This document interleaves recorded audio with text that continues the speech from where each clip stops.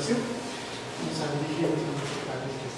Señor, agradecidos estamos porque permites que nos reunamos aquí en tu casa. Hagamos, Señor, tu bendición en este tiempo. Te pedimos que a través de tu Espíritu Santo sea quien nos ilumine y nos muestre tu voluntad con efectos de historia. Por eso lo pedimos en Cristo Jesús, en nuestro amén. Bien, hermanos, hoy vamos a continuar con los libros del Pentateuco. Anteriormente hablamos acerca del Éxodo. Ahora vamos a hablar del libro de Levítico, que es un libro evidentemente de leyes, ¿no es cierto?, de leyes rituales, diversos tipos de leyes, ¿no?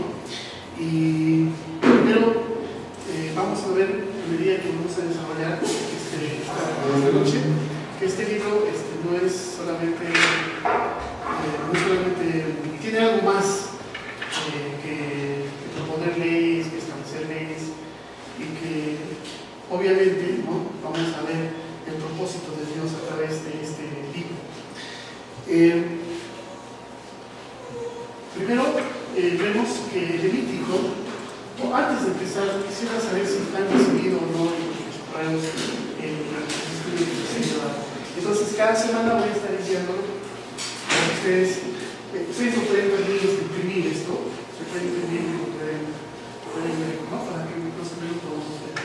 Bien, entonces, como decíamos, Levítico es la tercera parte del Pentateuco, ¿no?, y que describe los diversos sacrificios que se ofrecían en el lugar santo, ¿no? Especialmente los primeros 7 capítulos nos indica esto. El nombre de Levítico proviene de la Septuaginta. La Septuaginta es una traducción, ¿no es cierto? La traducción griega, ¿no?, directamente desde el hebreo, ¿no? Entonces, el nombre Levítico proviene de esa traducción de la Septuaginta a través de la Vulgata. La Vulgata es la traducción del latín, ¿cierto?, de la palabra de Dios, y pone de relieve el tema principal. Por eso ese nombre de Levítico es el que proviene de estas traducciones.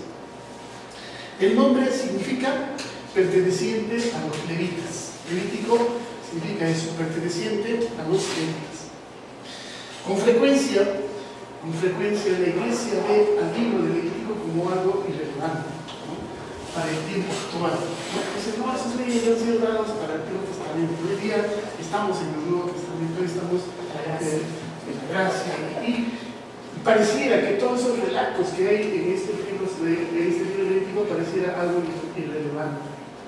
Tan es así que no escuchamos muchos sermones del Levítico, ¿no? Muy rara vez, o casi, yo que yo sepa, en toda mi existencia, ¿no?, en mi vida cristiana, no recuerdo haber escuchado un sermón de Levítico. Es un reto, porque creo que los 66 libros es la palabra de Dios, es la manifestación de la voluntad de Dios. Entonces, no es que debemos tomarlo muy relevante, ¿no? Y generalmente se hace una interpretación alegórica, ya lo veíamos anteriormente, que es la alegoría, ¿no?, para relacionar tanto el Antiguo como el Nuevo Testamento. A veces generalmente se utiliza eso. Sin embargo, un estudio minucioso se verá que pone de manifiesto que contribuye en nuestra comprensión de Dios y de la historia de la redención sin recurrir a alegorías o algunas metáforas, etc., ¿no? Entonces, y es cierto, ¿no? Yo personalmente me estoy tomando como un reto, ¿no?, de poder preparar un mensaje, ¿no?, en esto de este libro, ¿no? Porque si bien es cierto, hay leyes, pero esas leyes ayudan a entender, a contribuir la comprensión de un Dios, ¿no?, y de la historia, ¿no? Y vamos a ver más adelante qué es lo que realmente el mensaje final de Levítico, la enseñanza final de Levítico con respecto a Dios, lo vamos a ver más adelante. ¿Ok? Vamos a ver para esto los antecedentes históricos. de este libro Levítico. En cuanto a la fuente del libro, ya hemos visto que anteriormente en la primera lección hemos ampliado, ¿no?, bastante sobre la fuente del libro Pentateuco, y hemos visto que había una diversidad hay dos líneas, ¿no es cierto? La línea esta de los críticos, ¿no?, y la línea tradicional, ¿no es cierto?, en la cual muchos cuestionaban que Moisés sea el autor, y en cambio en la línea ortodoxa o conservadora quedamos en que Moisés es el autor del libro. No obstante, acá quisiéramos ver un poquito en cuanto a la fuente del libro. La mayoría de los estudiosos críticos concuerdan en cuanto al carácter y el alcance de la letra P, que son códigos, ¿cierto?, y que se les daba algunos fuentes de algunas personas que hayan podido recurrir una parte en esto de los libros de Pentateuco, y pues está relacionado con personas relacionadas a lo que es el sacerdocio, ¿no? Entonces se puede pensar que algún sacerdote X, ¿no?, haya podido recabar algún tipo de información y así han podido contribuir para la formación de los estudiosos críticos se preguntan hasta qué punto o sea, ese autor o esa fuente utilizó fuentes más tempranas a este libro. El llamado, por ejemplo, Código de Santidad, ¿no?, los capítulos 17 al 27 del libro de Levítico se llama el Código de Santidad. Es un gran ejemplo de una fuente más antigua en el documento sacerdotal, ¿no? Por eso atribuyen esta observación los de la línea crítica, ¿no? En cambio, en la postura tradicional, si bien Levítico nunca diga que tuvo como autor a Moisés, sin embargo, o sea, Levítico no dice, ¿no?, que el libro fue escrito por Moisés, no dice así, pero vemos que hay un testimonio interno del libro de Levítico, y ese testimonio es muy sólido en cuanto a su contenido, ¿no?, porque llegó a su pueblo por medio de Moisés. Vamos a ver bastantes capítulos donde primero el libro comienza con la frase el Señor llamó a Moisés, ¿no? Si ven ustedes en Levítico capítulo 1, versículo 1, va a empezar así: el Señor llamó a Moisés, ¿no? Y la expresión el Señor dijo a Moisés se encuentra en muchos puntos de la transición en el texto. Van a ver ustedes, acá les estoy dejando una serie de versículos en el cual la expresión el Señor dijo a Moisés está a través de casi todo el libro de Levítico. Entonces eso es una situación interna, ¿no?, que consolida, digamos así, la postura tradicional para indicar que el autor de este libro haya sido Moisés. Análisis literario. En cuanto al análisis literario, el género del análisis literario, todas las leyes del libro se encuentran dentro de este marco, que es el marco narrativo, ¿okay? No hay poesías, no hay otro tipo de géneros, sino en su mayoría tiene un marco narrativo, porque se nota como que Dios habla con Moisés y Moisés le da detalles de las leyes, de diversos tipos de leyes y situaciones de ritos y todo, ¿no? No entiendo. ¿Perdón? Hay algo que no entiendo. Perdón, a ver, dígame. Bueno, según lo que Felipe nos explicaba en la clase anterior, hablábamos de párrafos didácticos y narrativos. Y si didácticos tiene que ver un poco como con la instrucción y la enseñanza, la pregunta es, ¿la ley no es una forma de instrucción? Claro, la ley... ¿Por qué se considera entonces? Mi pregunta es, ¿por qué se considera? Es más, marco más narrativo que didáctico. Sí, me parece interesante tu aporte, porque también dentro de lo que vamos a ver más adelante, una de las tareas para los sacerdotes era la enseñanza. Entonces, obviamente, se nota que la ley también tiene ese enfoque didáctico de enseñanza, ¿no? Entonces, me parece muy interesante que mi contribución Sin embargo, bueno, es lo que estamos sacando de los algunos estudios, de que generalmente tiene un marco narrativo. Instructivo, entonces Narrativo, hay instrucciones. En el sentido, claro, que Dios da una ley a Moisés, ¿no? Para que esa ley sea aplicada.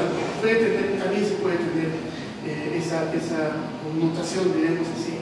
Claro, porque hay instrucciones específicas de cómo tienen que ser los sacrificios, qué tipo de cría tiene que ser. Claro, la cosa es que para mí eso tendría un sentido didáctico, pero como entiendo que significa un párrafo, Claro, ahora me veo. directamente no le dice, mira, sé que Moisés te va a dar esta ley, esto te vas a enseñar. No lo dice así directamente, pero obviamente tiene esa connotación. Claro, porque de hecho ellos tienen que, o sea, la prueba está que el levita tenía que reproducir ciertas cosas tal cual, y si no se hacía tal cual, no era lo que Dios esperaba, no era una ofrenda agradable. Claro, y la labor del sacerdote era enseñar esas leyes al pueblo.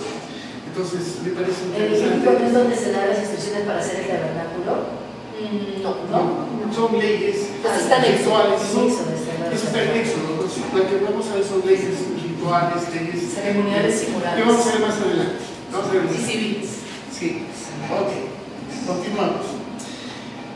Vamos a ver cómo, en cuanto a lo que es la estructura de este libro, y personalmente es muy interesante que tomemos en cuenta esta estructura porque nos va a ayudar bastante a hacer, si alguien quisiera hacer un estudio minucioso de este libro de Levítico, esta estructura nos va a ayudar bastante. Por ejemplo, los capítulos 1 hasta el capítulo 17, verso 38, son leyes de sacrificios, ¿ok? Y de estas leyes de sacrificio, instrucción para es decir, por ejemplo, el holocausto, las ofrendas de cereales, las ofrendas de comunión, las ofrendas por pecados y las ofrendas por culpas, ¿no? Entonces es interesante ver cada uno. Vamos a ver cada uno. Por ejemplo, lo que es bueno, esto del holocausto vamos a ver más adelante. Primero vamos a ver la estructura en general. Esto de estas ceremonias lo vamos a ver en el marco del mensaje teológico, ¿ya? Pero solamente vamos a ver lo que es la estructura. La segunda parte de esta estructura de Levíticos viene con la narración sacerdotal, ¿no? Que empieza en el capítulo 8 hasta el capítulo 10, verso 20, ¿no? Y estas narraciones se dividen en dos partes. Primero, los comienzos formales del sacerdocio, ¿no? Que van del capítulo 8 hasta el capítulo 9, verso 24. Y la segunda parte, los límites del sacerdocio, ¿no? Ahí vemos a Nadab y a Abiú, por ejemplo. Sabemos de Nadab y Abiú que murieron, son los hijos de Aarón que murieron, ¿no? Por haber ofrecido un fuego extraño a Dios, ¿no? Entonces, los límites, hasta dónde son los límites del sacerdocio y los comienzos formales del sacerdocio. Hay una tercera parte, ¿no? Que tiene que ver con las leyes para proteger la pureza ritual, que empieza el capítulo 11 hasta el 16-34. Acá vemos 5 partes, ¿no? Primero, las normas dietéticas, ¿no? Que están en el capítulo 11, que tiene que ver todo lo que tiene que ver sobre los alimentos y cosas por el estilo, ¿no? B, las leyes sobre nacimientos, los nacimientos, cómo se ven los alumbramientos, etcétera, etcétera. La parte C, el discernimiento y purificación de enfermedades cutáneas. O sea, cuando alguien tenía una enfermedad cutánea como la lepra u otra, tenía que haber un discernimiento por parte del sacerdote y se mandaba la purificación correspondiente. Entonces el sacerdote era el único que podía decir si estaba puro o si tenía que seguir con esa enfermedad. Por eso dice discernir la enfermedad, ¿no? O sea, tenía que medir, el sacerdote tenía que discernir si eso era lepra o era otra enfermedad, ¿no? Y después pasaba la purificación de la enfermedad en el versículo 14. Son leyes que se dan. Otra ley viene a ser las leyes acerca de las impurezas corporales, ¿no? Impurezas corporales, y el otro es el día de la expiación mental.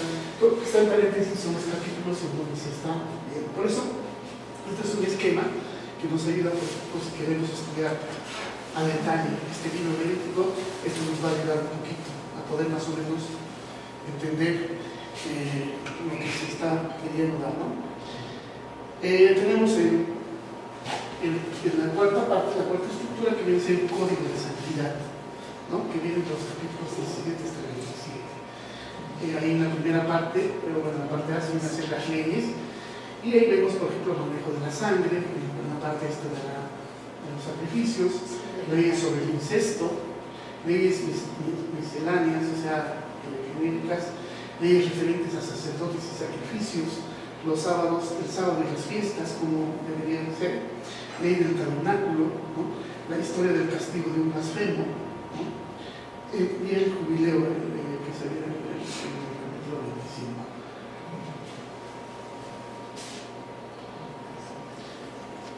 La segunda parte tendría que ser bendiciones y maldiciones, en el versículo 26, bendiciones por obediencia, maldiciones por desobediencia, ¿no? Ofrendas para el Señor, capítulo 27. Entonces, son todas las leyes que se dan en este momento. Ahora, en cuanto a lo que es, bueno, esa estructura que les estoy dando, obviamente esto los voy a enviar por el correo. Esa estructura, como les digo, es interesante, ¿no? Porque eso nos va a ayudar bastante si es que queremos estudiar específicamente este libro de Levítico. Nos da un panorama, diríamos así, general del libro, ¿no? Las estructuras de cada parte tiene un sentido, y eso nos ayuda a poder no perder, digamos, el contexto en lo que está enmarcado en lo Levítico, si es que queremos hacer un estudio específico, ¿no? De alguna parte de Levítico. Es una herramienta muy buena que sería bueno tomar en cuenta para nosotros. En cuanto a lo que es el análisis literario referente al estilo, la característica más honda del libro es su estructura clara y sencilla, es decir, su forma de presentar estas leyes son claras y son sencillas, o sea, no son muy confusas, ¿no? El propósito del libro es ofrecer directrices, ¿no es cierto? Directrices a sacerdotes y a laicos, tanto a los sacerdotes como a los laicos. El propósito es que se dan directrices en cuanto a la conducta apropiada en la presencia de un Dios santo. ¿Ya? Eso es importante. O sea, para tener una conducta apropiada en la presencia del Dios santo, más o menos podemos entender qué es lo que Dios pide en su propio libro, de cómo debe, qué directrices hay que tener. ¿Okay? El Levítico figura entre los medios literarios de los libros del Antiguo Testamento, ¿okay? por su naturaleza. Bien, vamos a entrar ahora a la parte un poquito central, digamos así, de este estudio, que viene a ser el mensaje teológico de este libro de Levítico. ¿Okay? Primero vamos a ver el contexto del Antiguo Testamento. Lo primero que podemos ver es sobre la santidad de Dios. Acá el tema del Levítico es eso, la santidad de Dios. ¿Okay? Vamos a ver que a través de las leyes que Dios pone para su pueblo, nos va a mostrar que el Dios a quien creemos es un Dios santo. Y para tener una comunión con Él, ¿no? Exige santidad también.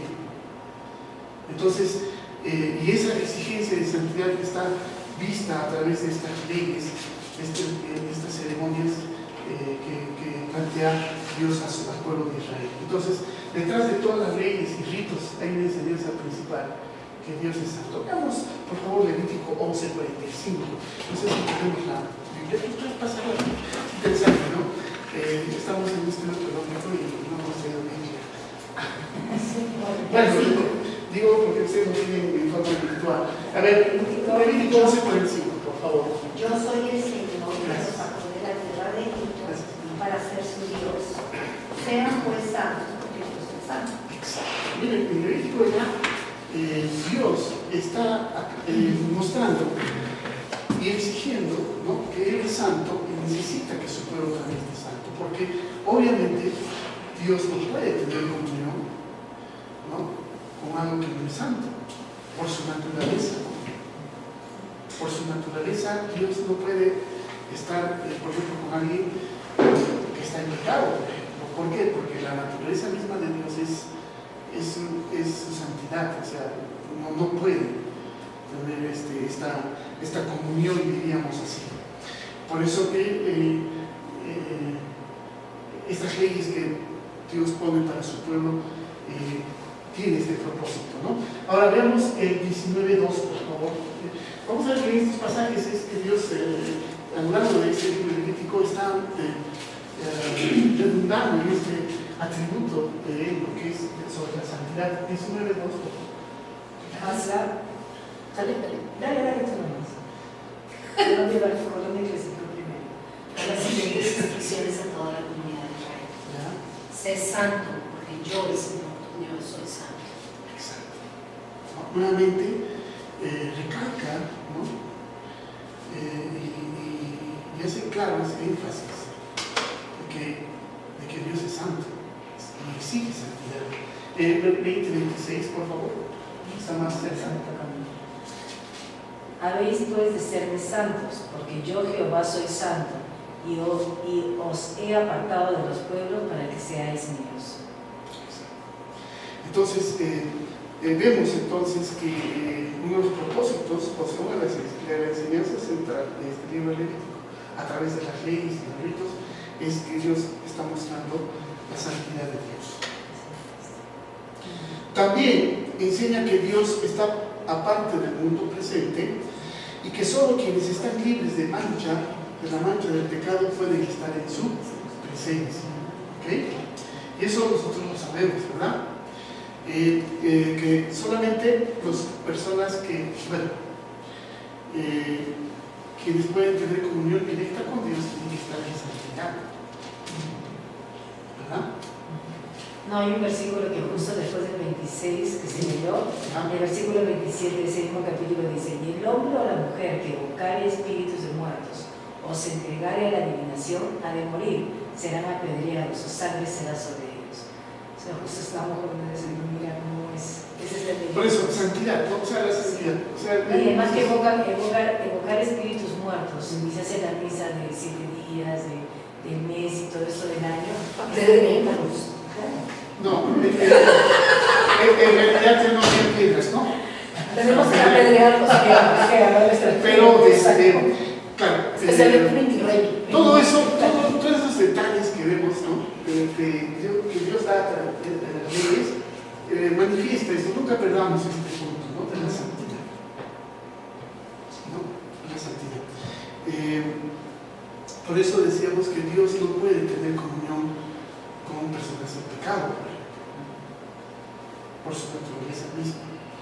Y la pregunta es que ¿nosotros tenemos comunión con Dios? Claro que sí, por eso Dios es Pecadores, Jesucristo. somos pecadores. Pero estamos pecando, ¿no? Claro, pero hemos sido justificados. Exacto. O sea, eso es lo que nosotros tenemos que ver, ¿no? Entonces, ¿qué es nuestro pecado? Que es Dios ya no nos vea a nosotros. Si Dios nos vea a su Hijo en nosotros, ¿cierto? Y eso es una bendición. Si no, deberíamos recibir el apedreamiento. Y eso es una bendición realmente, ¿no? En el cual la gracia de Dios se manifiesta en nuestras vidas, ¿no? Muy bien. Hay 3 áreas importantes en Levítico. Primero, el sistema de sacrificios. Después vamos a ver el sacerdocio y finalmente la pureza. Ya son 3 áreas importantes en Levítico. El sistema de sacrificios vamos a ver primero. Los primeros 7 capítulos es una consideración de sacrificios. Leemos los primeros 7 capítulos de este libro. Vamos a ver todo lo que es referente a lo que son los sacrificios. Este énfasis en el sacrificio se da como que es la actividad más importante del culto formal durante todo el Antiguo Testamento. O sea, el hecho del sacrificio, de ofrendar, de sacrificar, ¿no? Una ofrenda, es la actividad más importante del culto formal durante el Antiguo Testamento, ¿no? El hecho de llevar un cordero, sacrificar el cordero, ¿no? Que derrame su sangre, expiación, ¿no? Para perdonar. Eso es realmente el acto, la actividad más importante del culto, expiación. En la actualidad hay un poco interés en explicar el significado e importancia del ritual. El enfoque está en la descripción. O sea, si nosotros vemos ahorita y leemos estos rituales de sacrificios, ¿no? Nosotros deberíamos mostrar nuestro enfoque en la descripción de cómo se describe estos sacrificios, ¿no? Qué tipo de animal utilizan, por qué el sacerdote hace este tipo de acto, ¿no? Por qué se prende fuego, ¿no? La descripción. O sea, el enfoque para ese estudio es enfocarnos en la descripción de estos. Por la simbología. ¿Ah? Por la simbología. Por simbología. Sí. Sí, exacto. El examen, por ejemplo, de sacrificios individuales que siguen nos lleva a una interpretación del sacrificio de Israel en términos del pacto. Hay un pacto, Dios con su pueblo, ¿verdad? Entonces, cuando alguien rompe ese pacto, ya no hay comunión. Ya no hay comunión. Entonces se tiene que, o no hay relación, digamos así, entre ambas partes del pacto. Cuando alguien incumple el pacto, entonces ya no hay relación entre los que forman parte de ese pacto.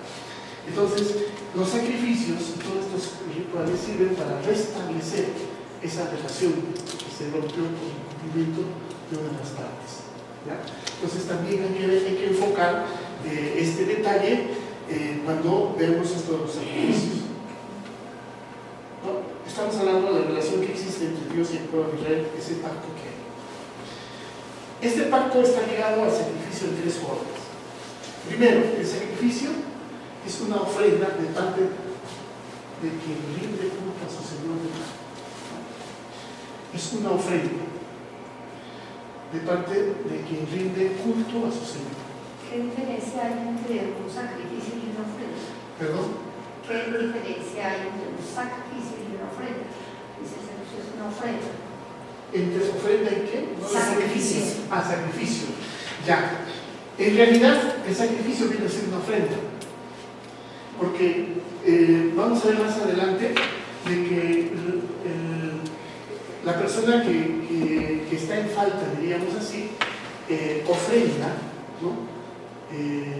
Vamos a ver que ofrendan animales y esos animales tienen que tener ciertas características, ¿no? Y esas ofrendas van a ser como un sacrificio que se van a sacrificar para restablecer el pacto. No sé si me voy a entender. Yo tenía entendido que ofrenda se refería, por ejemplo, cuando decían llevar la harina, llevar. No todas las ofrendas son de cereales. Y el sacrificio era cuando había sangre de cordero. Sí, vamos a ver que las ofrendas de cereales también,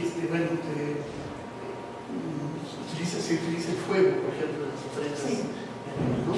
Entonces, en realidad, el sacrificio, como dice aquí, el sacrificio viene a ser una ofrenda en realidad, ¿no? De parte de quien rinde culto a su Señor. ¿Ya? Continuamos. Segundo, estos sacrificios incluyen una noción de comunión entre las partes del pacto. ¿Okay? Estos sacrificios que se presentan incluyen esta noción de que hay comunión, hay relación entre las partes del pacto, el establecimiento de las relaciones cuando se hacen los sacrificios. Y tercero, el más importante, desempeña un papel importante. ¿Qué cosa? En sanar rupturas en la relación del pacto.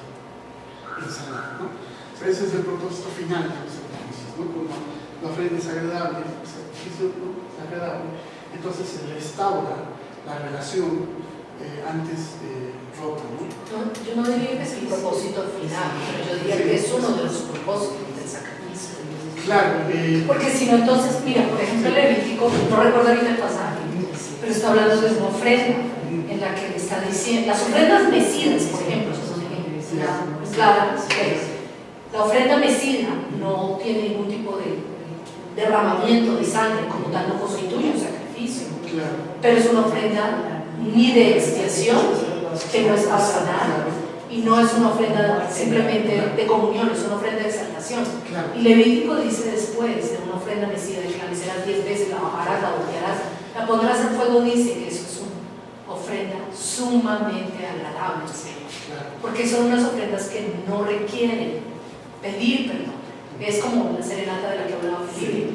Es como, yo puedo pedir, traer la serenata porque quiero que me perdonen, o puedo traer la serenata porque solo quiero halagar. Claro. Y es mucho más agradable cuando no estoy pidiendo perdón. Claro. Y el Señor hace la diferencia en eso, en la palabra. Estamos viendo los sacrificios. Claro, pero mi punto es que el sacrificio no tiene como fin solamente restaurar. Probablemente la mayoría de los sacrificios eran restaurativos, pero yo diría que no es el único fin que tiene un sacrificio. Porque hay sacrificios que solo son para honrar, no necesariamente para pedir perdón y reparar. Mira, yo tengo una definición de sacrificio. Dice, ofrenda hecha a una divinidad en señal de reconocimiento u obediencia o para pedir un favor. Exacto, Es una obediencia, es un reconocimiento. Entonces, pero sigue siendo sacrificio, lo ponen como igual sinónimo de ofrenda. Bueno, es un papel importante, ¿no? En sanar Sí, toda la relación. primordialmente para el tema del pacto, Claro, probablemente claro, apunta. claro. Pero también es exaltación de pertenencia. Claro, pero tiene también esa finalidad también tiene, ¿no? Tiene esa finalidad también de restaurar una relación. Porque digamos, como era en el Antiguo Testamento, estaba el pecado y tenía que restaurar su relación. Pero piensa, por ejemplo, en temas como la circuncisión. Claro, La circuncisión técnicamente entra de la categoría de los sacrificios, sí. pero no tenía una intención reparativa como tal, sino una intención de exaltar la pertenencia y la recreación del pacto. Está bien. Entonces, estoy de acuerdo. Muy bien. Esta función de los sacrificios se describe a menudo con el término teológico de expiación. ¿Ok? De expiación. Y expiación es la eliminación de la culpa o pecado, ¿okay? A través de un tercero. El sujeto culpable queda absuelto de cualquier pena por medio de un objeto, en este caso pues un animal, ¿no? Y eso viene a ser lo que es la definición de una expiación, cuando hay expiación, elimina la culpa a través de un tercero, ¿cierto? Muy bien. me busca el culpable, fue yo ahí. Cuando un israelita rompía el pacto, ¿no? Ofendiendo a Dios, arrepentido podía buscar el perdón de Dios con la ofrenda de un sustituto que recibiera el castigo de su pecado. ¿Cómo es eso? ¿Ya? ¿Perdón? ¿Cómo es eso? ¿Podrías explicarlo, por favor? Cuando un israelita rompía el pacto, ¿no? O sea, ofendiendo a Dios, ¿ya? Arrepentido podía buscar el perdón de Dios con la ofrenda de un sustituto. El sustituto, en este caso, ¿no? Que recibiera el castigo del pecado, ¿no? A eso se está refiriendo. Esos son los Levíticos. Pero es lo mismo que hacíamos nosotros. De esta manera, por eso tiene sentido la cruz. De esta manera, el sacrificio sería como el medio sancionado por Dios para restaurar la relación del pacto. ¿Ok? Entonces, este sacrificio era un medio, sería como un medio sancionado por Dios para restaurar la relación del pacto. Nosotros, a medida que vamos hablando, estamos viendo de que ese sacrificio ya se cumplió, ¿no es cierto? En nuestro Señor Jesucristo. ¿No? Pero ahora estamos en el otro lado de la historia. En Levítico estamos antes de la historia de la venida de Jesús, ¿no? El sacrificio encaja con el concepto de la santidad de Dios. El sacrificio. Dios es santo y no puede tolerar la presencia del pecado ni la impureza por su naturaleza. El sacrificio es una forma de purificar lo profano y de restaurar la intimidad con la presencia de Dios. ¿Okay? La pregunta, ahora que nosotros estamos en este tiempo, ¿no? Todo lo que estamos escuchando o viendo hoy en día, ¿qué incidencias tiene ahora en nuestra vida? Porque a veces esto lo toman como decíamos anteriormente, como algo irrelevante, ¿no? Con leyes y todo eso, pero teológicamente hablando, nos habla de que tenemos un Dios santo. Y que como en el Antiguo Testamento, ¿no? Los sacerdotes tenían que ¿cómo se llama? Cuidar, quizás, no sé, la santidad de Dios porque estaba en medio del tabernáculo, ¿no? Entonces, en este tiempo, Dios está presente. Sí. ¿Cuál sería el tabernáculo de Dios? Somos construcción de Dios. Exacto. Vosotros sois el templo del Espíritu Santo, dice Pablo. Por tanto, no una Dios con una ramera. Exacto. Entonces, esto del sacrificio, ¿no? Nos hace reflexionar que como antes era, ¿no? Este asunto de la relación con Dios, tenían que ofrendar, tenían que, ¿no? Una parte tenían que hacer una expiación, etcétera, etcétera. Ahora, esa expiación ya fue hecha. Relájense por el Cordero de Dios, ¿no? Ya fue hecha, ya fue aceptada. Ese sacrificio por medio de Jesucristo ya fue aceptado por Dios. Jesús nos ha sustituido en la cruz. Entonces, ¿tiene una vigencia este libro de Levítico? Claro.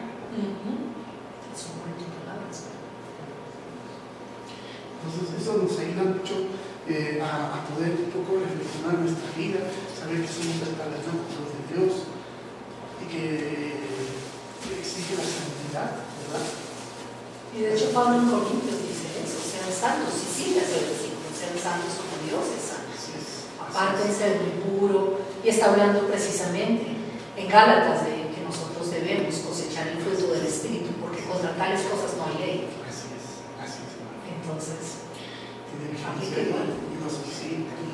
Quizá no el ritual, pero finalmente, les soy sincero, les comento que sí, con estos estudios de Levítico, me hace reflexionar mucho en cuanto a la vida que uno lleva, ¿no? o a volver a reflexionar estos asuntos en la santidad, que para Dios es muy importante. Si su pueblo 3 veces ahí en todo Levítico está recalcando que yo soy santo y exige santidad. menospreciamos la santidad de Dios por abrazar a veces la gracia. Y no entendemos que la gracia no viene sin santidad. Así es. Entonces, en eso es lo que tenemos que seguir meditando. El sacrificio con frecuencia se centra en la sangre de la víctima. ¿Okay? En este caso, del cordero que es derramado.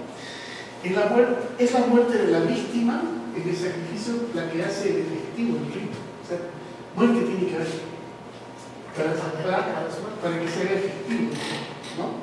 Y la manipulación de la sangre pone de relieve la muerte que toma el lugar del pecador que lo ofrece. ¿Okay? Nuevamente, volvemos a leer. Es la muerte de la víctima en el sacrificio la que hace efectivo el rito. Y la manipulación de la sangre pone de relieve, o sea, hay que pensar, reflexionar, ¿no? La muerte que toma el lugar del pecador que lo ofrece. Cuando vemos sangre, ¿qué nos viene a la mente? Generalmente, ¿no? Vemos, ¿de quién será esa sangre? Llama la atención, sí. ¿Sí? Tú ves una persona que está muerta y ves su sangre, ves entonces te hace tomar el lugar, ¿no? ¿Quién es esa sangre que ha muerto? ¿No? Entonces es algo así que nos hace reflexionar, ¿no? Esto de los que es el sacrificio. Bien, vamos a ver esto del holocausto, por ejemplo. La palabra holocausto significa que asciende, ¿ok? Que asciende, que sube, que se quede. Sí, holocausto. Y resulta del hecho de que el aroma fragante del sacrificio asciende al cielo en forma de humo. El animal para el sacrificio no debía tener defectos. ¿Sí? O sea, no podías tener un cordero con defectos, no tenía que ver. Y por eso, ese mismo hecho significaba que era algo costoso, ¿no? Pero la ley permitía la sustitución ciertas formas menos caras. Por ejemplo, ganado vacuno, ahí está el capítulo 1, 3 a 9. Puede ser corderos o cabras, o también puede ser aves, que pueden hacer, ¿no? Entonces, pero más o menos esos son los detalles que nos da el holocausto. El holocausto era un sacrificio que tenía que ver con la expiación de pecados. Alguien tenía que pagar esos pecados. En este caso se emplea el término técnico propiciación. La palabra propiciación lleva la idea básica de aplacar o satisfacer concretamente ese Dios. La propiciación es un acto entre dos partes que implica apaciguar la ira de alguien que está ofendido y ser reconciliado con él. Eso es propiciación, ¿no? Entonces, eso es lo que ocurre con estos dos holocaustos. Si alguien rompió el pacto, la persona que se siente ofendida en el pacto, porque cuando pecamos ofendemos a Dios por su santidad, ¿no? Por su santidad. Entonces, esto de la propiciación significa, ¿no? que ese hecho del sacrificio apaga, ¿no? Esa ira, digamos así, de Dios en cuanto a lo que es el pecado. Pero porque satisface el amor que también satisface la justicia, ¿no? Entonces, todo eso aplaca la ira. Sí, y todo esto lo cumplió la persona de Jesucristo. Cuando yo era niña, mi mamá hacía daños, mi mamá me preguntaba, ¿me estás diciendo la verdad? Porque si me dices la verdad te va mejor que si no me dices la verdad. Entonces siempre pienso que eso es la propiciación realmente, es la capacidad de decir, aunque la falta estaba, si yo decía, sí mami, yo lo hice porque fui descuidada y rompí porque no debía, me iba mejor, es decir, aplacaba la ira, que si decía, fue mi hermano, yo no fui. Peor, sí. Ahí sí. Se enciende el volcán. Exactamente, ahí sí me casi igual lo que gustó. Muy bien, entonces es realmente interesante esto de lo que es el holocausto. El sacrificio también era una ofrenda a Dios y se quemaba todo el sacrificio y se dedicaba al Señor, a excepción de la piel que se quedaba para los sacerdotes. La piel de los animales lo dejaban para los sacerdotes, lo demás era quemado, ¿no? Especialmente los intestinos. Sí. Yo sabía que el chunchullo era. Ahí en capítulo 7, versículo 8, pueden ver que ahí Dios indica, ¿no? A los sacerdotes poder quedarse con la piel. La piel era para uso personal, entonces para abrigo. Sí, los Pero lo sacerdotes. interesante es cuando uno lee los holocaustos. Es tan clara la separación entre la carne, o sea, el uso de la sangre, el uso de la carne y el uso de la grosura, que es realmente los intestinos y las vísceras, que eso es la parte más preciosa del animal. Y esto es muy interesante. A Dios le gusta el chinchulín. Bien, la ofrenda del holocausto era probablemente el sacrificio que se realizaba con más frecuencia, ¿ya? La ofrenda del cereal, hay otra ofrenda del cereal, que está en el capítulo 2, el capítulo 6 también, recibe su nombre del ingrediente principal, que es harina fina. Otros dos componentes son aceite e incienso. El incienso daba un aroma agradable al sacrificio. Esta ofrenda era como un tributo que se entregaba al Señor, ¿okay? Como un tributo. Y generalmente a veces lo hacían también junto con la ofrenda del holocausto. La descripción del sacrificio se divide en 3 subcategorías: ofrenda del cereal sin cocinar, ofrenda del cereal cocido y otras clases de ofrenda del cereal, ¿no? Que podemos ver en esos versículos. Otra es la ofrenda de comunión, ¿okay? El término hebreo para este sacrificio de la palabra hebrea que significa paz, shalom, por lo cual viene a ser una ofrenda de paz, es decir, hay comunión entre Dios y quien rinde culto. ¿Okay? Comunión entre Dios y quien rinde culto. En la Biblia el término paz está relacionado al pacto, que nota que toda la relación que existe entre las partes del pacto, ¿no? La comida comunal que resulta de este sacrificio es una celebración de esta relación, ¿no? La celebración de comunión. Esta ofrenda se puede subdividirse en 3 partes también, ¿no? Puede ser llamado vacuno, ovejas y cabras, esto es de la comunión. Hay otra, es la ofrenda de la purificación, ¿no? Están en estos capítulos 4, capítulo 6, etc. donde se conoce como la ofrenda por el pecado, tiene que ver con la eliminación del pecado. Esta ofrenda tiene que ver con el hecho de que es efectiva para quienes han pecado sin darse cuenta, ¿no?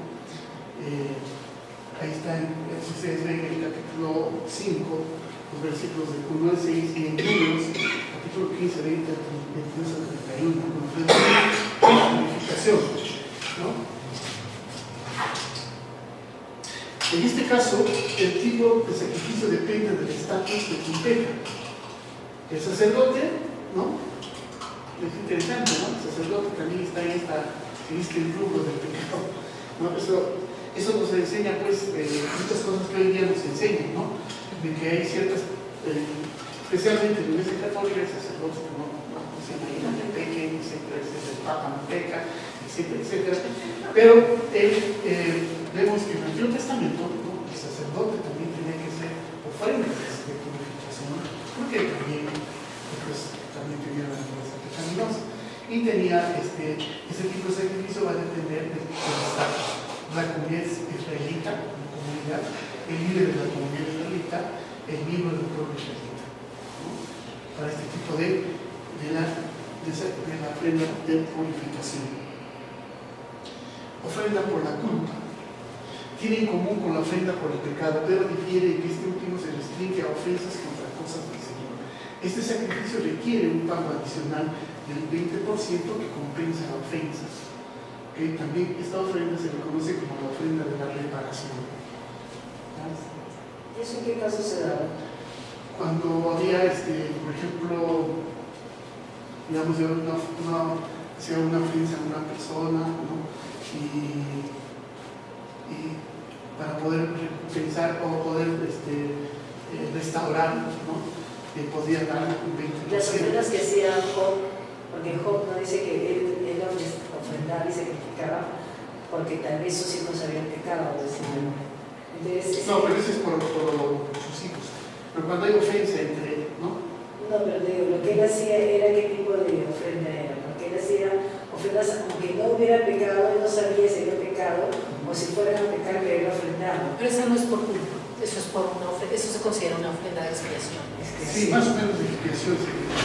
Pero más la ofrenda de culpa lo que apunta es a que muchas veces el hombre ofendía a Dios, no porque atentaba contra otra persona, sino contra el ritual mismo.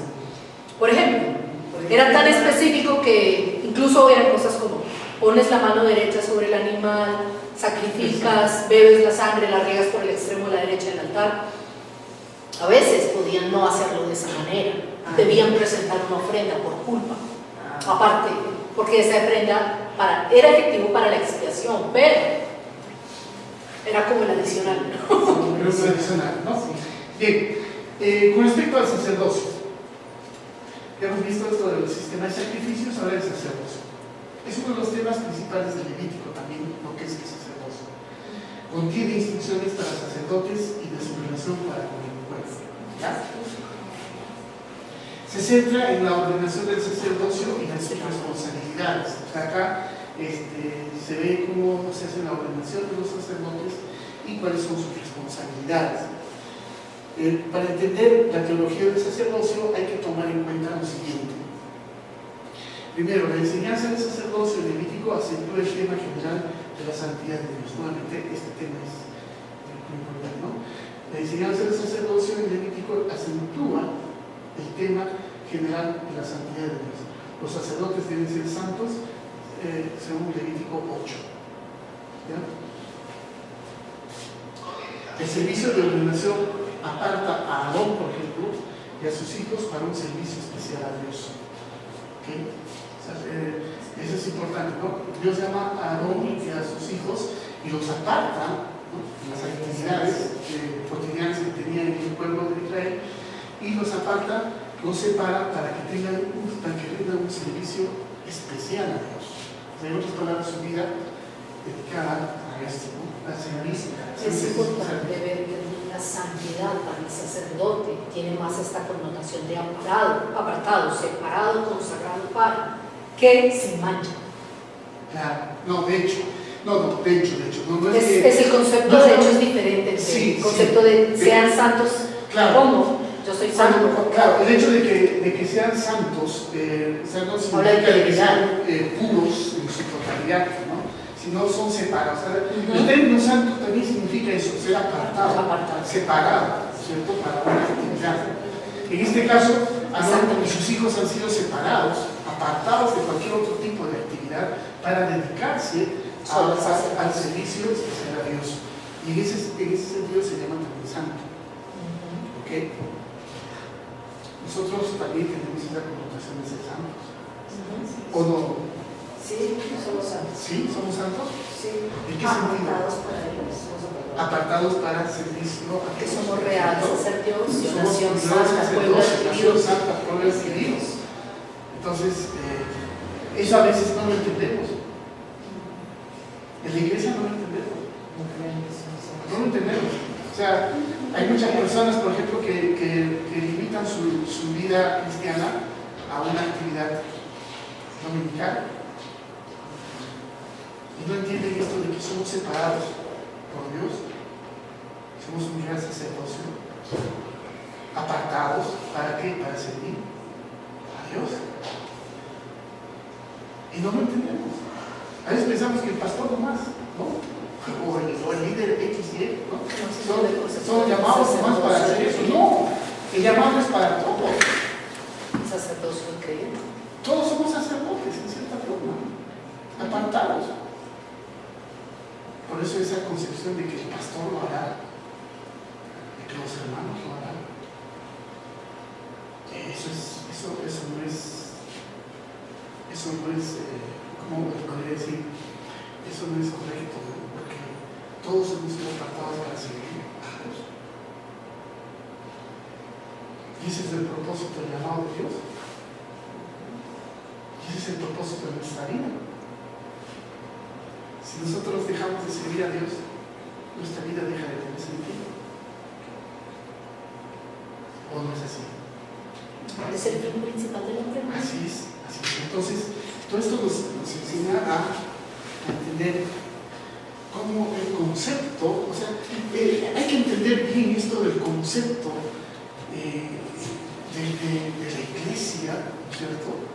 Desde esta perspectiva del Antiguo Testamento. En el Antiguo Testamento así era la construcción de la iglesia. La iglesia significa una asamblea, una congregación de personas.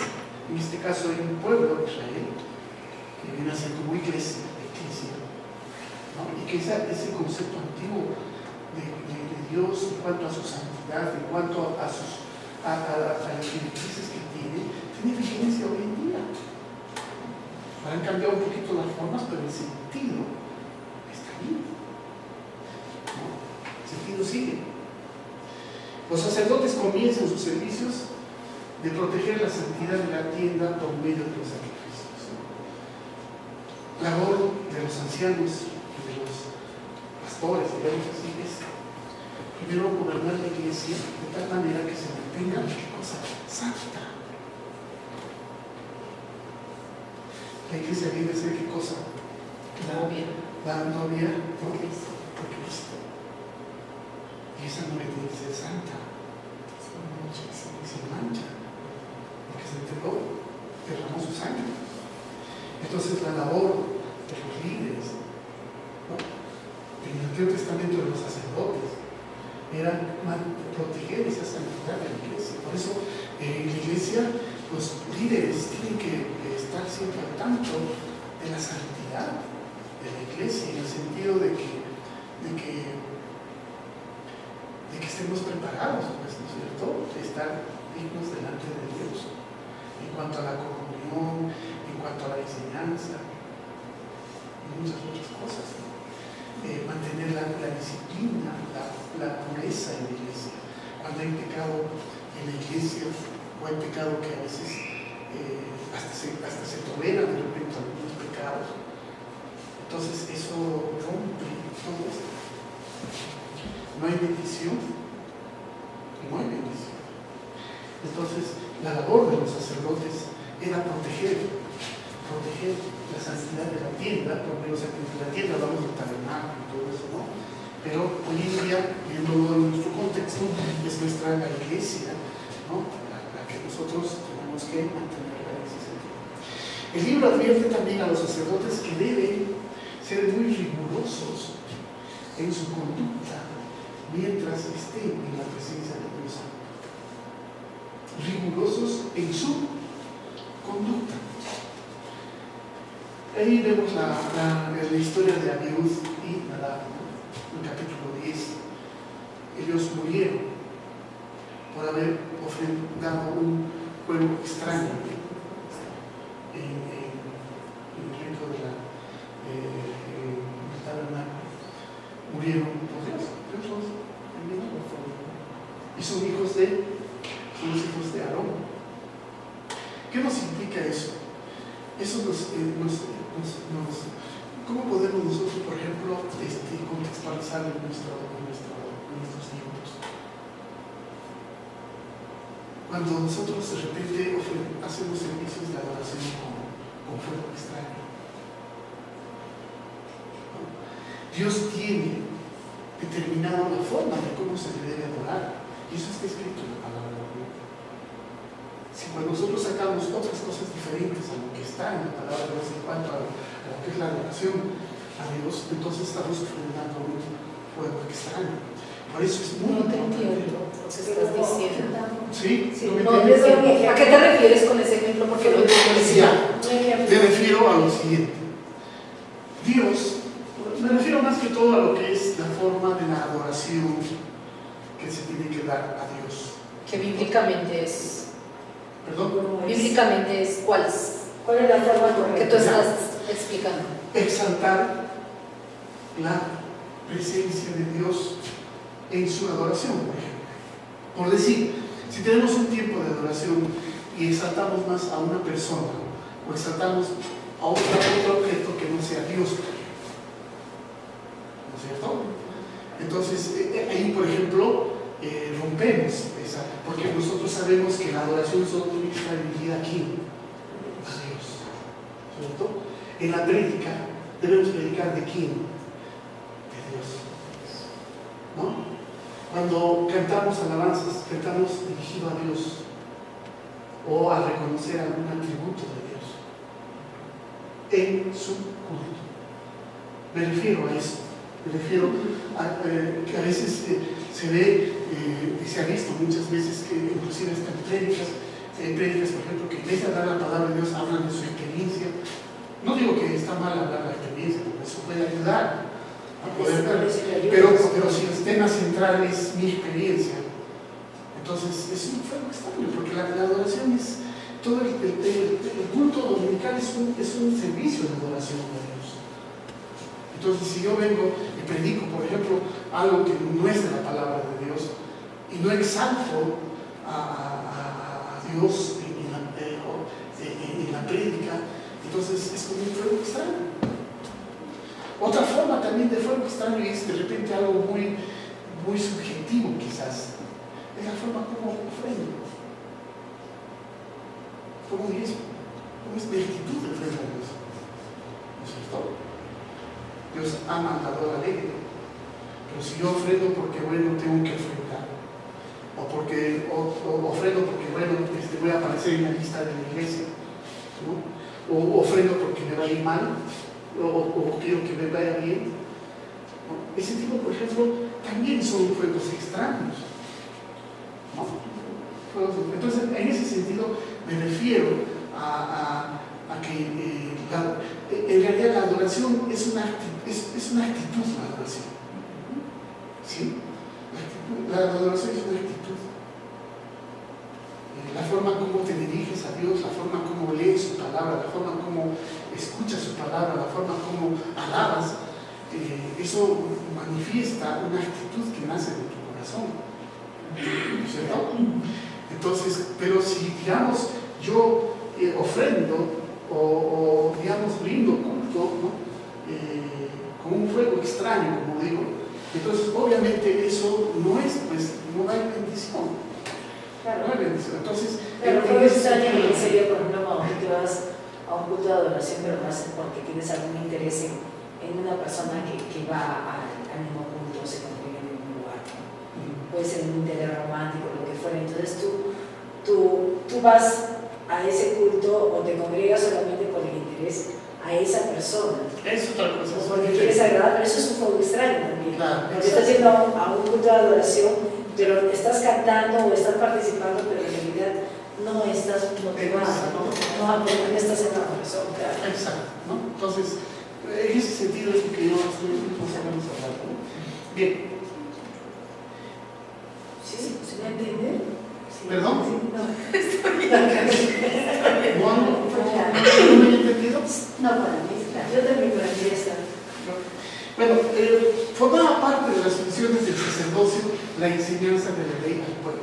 Nuevamente, hermanos, el papel de los líderes de la iglesia, bueno, no solo de los líderes, también puedo hablar de lo general, es la enseñanza de la ley, pero básicamente la principal responsabilidad de los ancianos o los pastores, ¿no?, en este tiempo es la enseñanza. Por eso es la importancia de que todos los hermanos tienen que utilizar su tiempo en la capacitación, porque ellos van a ser llamados también para la enseñanza, ¿no? Entonces, por eso es muy importante. Y uno de los requisitos para poder elegir a un anciano, por ejemplo, es que esa persona tiene que enseñar, tiene que ser enseñado también. ¿Okay? Tiene que enseñar, por eso es muy importante para el fortalecimiento de una iglesia. Es muy importante elegir los ancianos que puedan cumplir con estos requisitos. Creo que hay otros más, pero principalmente esto, porque el anciano, el pastor, está llamado a enseñar. Esa es su responsabilidad, de enseñar la palabra de Dios, no es otra cosa, ¿no? Y puede implicar su tiempo en prepararse, en capacitarse, en estudiar la Biblia, etcétera, etcétera, pero ese es su principal. Y también de los ancianos. No es que ahí que el anciano dice, bueno, ahí está el pastor, yo no me voy a preparar y no sé ninguna otra cosa. No, los ancianos también están llamados a cumplir ese rol de la enseñanza de la Biblia. Entonces, el sacerdocio, perdón, sí. Pero porque yo diría que el sacerdocio en ese caso, si entendemos el pasaje mismo que estamos citando ahorita, todos somos sacerdotes y se llama el sacerdocio del creyente. Tiene más sentido enlazar textos como este, no tanto a la parte de nombrar ancianos o diáconos o pastores, sino más a textos, por ejemplo, como Mateo 28, que dice que nosotros tenemos que ir y enseñar y explicarles y enseñándoles a obedecer lo mismo que nos enseñamos nosotros, que es básicamente el hacer discípulos. No es tanto un rol en la iglesia como sí el concepto de responsabilidad. La labor es de todos. O sea, la labor de enseñar, ¿no? La labor de enseñar y la labor de la santidad es de todos. Obviamente, quizás mi énfasis un poquito son con los oficiales de la iglesia, que en cierta forma tienen una responsabilidad de ¿cómo se llama? Tienen un rol ante la congregación. De pastorear, ¿no es cierto? Liderar, cuidar, pero la función es de todos. Y sí, y ese es el problema. Creo que esa es la razón por la que tú decías, que muchas veces se piensa que el trabajo es del pastor. Es porque no enfatizamos en el sacerdocio del creyente. Es porque no entendemos que mi responsabilidad como hija, independientemente de que nunca sea anciana, ni gobernante, ni presbítera, ni ponga el título que quiera, es capacitar al mismo pueblo, a los otros creyentes o a las otras personas que vienen a conocer a Cristo. Así es. Y obviamente esto del sacerdocio ya se rompe, porque en realidad todo el pueblo de Dios ustedes son un pueblo escogido, real sacerdocio, dice. O sea, nosotros somos sacerdotes. Reyes. Bajaré de peso, pero somos sacerdotes, ¿no? Sí, lo que hacen es realidad. Pero eso es lo que nosotros tenemos que enseñar. Y entender un poco también del Levítico, en ese sentido. ¿No? O sea, se dan cuenta que hay muchas cosas. Esto del Levítico no es algo irrelevante.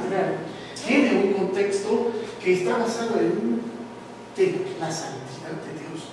Si alguien quiere reflexionar un poco de la santidad de Dios, veamos Levítico. todos los sacrificios, ofrece todas las leyes que están planteando, porque Él es santo y exige su santidad. Miren, vamos a apurarnos un poco. Se puede sintetizar la función principal del sacerdote según Levítico. Tenían que proteger la santidad de Dios en el santuario y enseñar la ley al pueblo. Una preocupación en las leyes de Levítico tiene que ver con la pureza ritual, llamada también limpieza. ¿Okay? Los alimentos, por ejemplo, el capítulo 11, el alumbramiento, en el capítulo 12, las enfermedades cutáneas y el moho, ¿no? Los capítulos 13 y 14, y las secreciones, el capítulo 15, son algunos temas que se tratan en el libro en relación a la limpieza. Lo llamamos higiene. Exacto. Dios estaba presente en medio de Israel. Debía mantenerse la pureza del santuario, ¿no? Hoy en día Dios está presente mediante su Espíritu Santo en nuestras vidas. Entonces la pureza debe mantenerse en el santuario. Así es. Se refiere también a la distinción entre los puros y los impuros. El sacerdote tenía la responsabilidad de distinguirlos, quién era puro y quién era impuro, y de saber quiénes podrían morar en el campamento. Recuerdan que a veces a los que estaban con lepras tenían que estar aislados. Es más, tenían que decir estoy con lepra, ¿no? Tenían que caminar a una cierta distancia, nada más. Así era. En los tiempos de Jesús era así, la vemos en todos los otros, ¿no? Y de saber quiénes podrían morar en el campamento. O sea, quien podía declarar quién es una persona pura era el sacerdote. Dios, por medio de estas leyes, protegía la salud de Israel. Una segunda interpretación que se suele dar de estas leyes la sitúa dentro del esfuerzo por mantener a Israel alejado de la idolatría. ¿Okay? Perspectiva nuevo testamentaria. ¿Cuál es el valor permanente del libro levítico? Para el cristiano, ¿no? El libro de los Hebreos,